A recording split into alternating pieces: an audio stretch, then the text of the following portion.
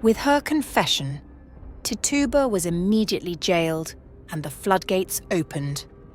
Gossip carried the story far and wide, morphing with each telling. And though not witchcraft, the story weaved its spell nonetheless, creating a net that ensnared its victims with incredible precision. Tituba named 2 women, Sarah Good, an indebted beggar, and Sarah Osborne, a wealthy social pariah, who preferred to attend the bedsheets with her lover, an indentured servant, than attend church. Upon being accused by Tituba, Osborne tried to throw the blame back on the slave, but it was of no avail. Salem society already had disdain for the 3 women. It was no big step to believe they were all the manifestation of evil. In the eyes of Salem, they were all witches. Just like that, the seeds of accusations began to blossom, and the accusers multiplied like rabbits, all pointing their fingers. The accusers, the afflicted girls, ranged in age from 9 to 20 years old and came from all walks of life. Some were from prominent families, some were servants. It didn't matter. Their fingers all worked the same. And boy, did they point.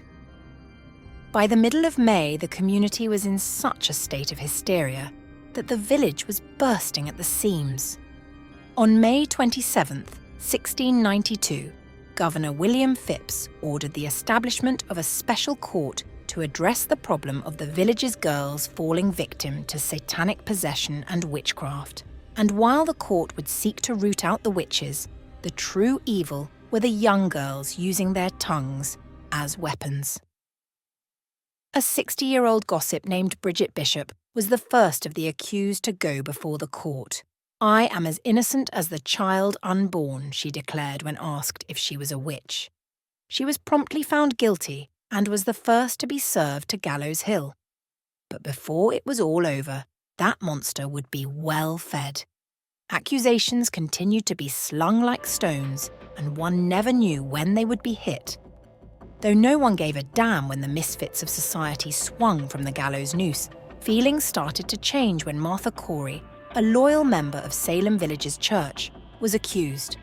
Heartbeats raced, because if pious Martha could be accused of being a witch, then anyone could. They spared neither the old nor the young. Sarah Good's daughters, one an infant and the other 4-year-old Dorothy, were thrown in prison with their mother. In time, Dorothy too was accused of being a witch.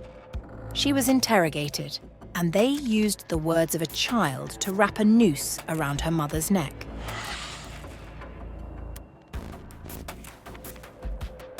Sarah Good's infant daughter died from the inhospitable conditions of the prison, and poor Sarah Good swung from Gallows Hill. As I stated, Gallows Hill feasted. 5 people hung in July, 5 more in August, and 8 in September. Martha Corey's 71-year-old husband, Giles, was tortured and crushed to death with heavy stones when he refused to submit himself to a trial. Hangings had become routine until someone finally got around to accusing Governor Phips' wife. By May 1693, Phips had pardoned all those imprisoned on witchcraft charges. But it had come too late to save me or the 19 men and women who had been hanged on Gallows Hill. At least 5 of the accused died in jail. As I face my end, I hope our story serves as a warning. Let it be known that fear breeds cruelty, and ignorance sows injustice. Please, I pray you, remember us.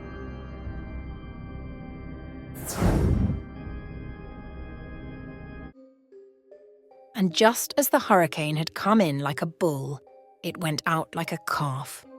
Pointing fingers were disregarded and quickly lost their power. Tituba recanted her confession but was left to languish in prison for 13 months until an anonymous benefactor paid her bail. Anne Putnam Jr. was the only one of the afflicted girls to apologize for her participation as an accuser. Many of the girls went on to lead normal lives, and some have been lost to history.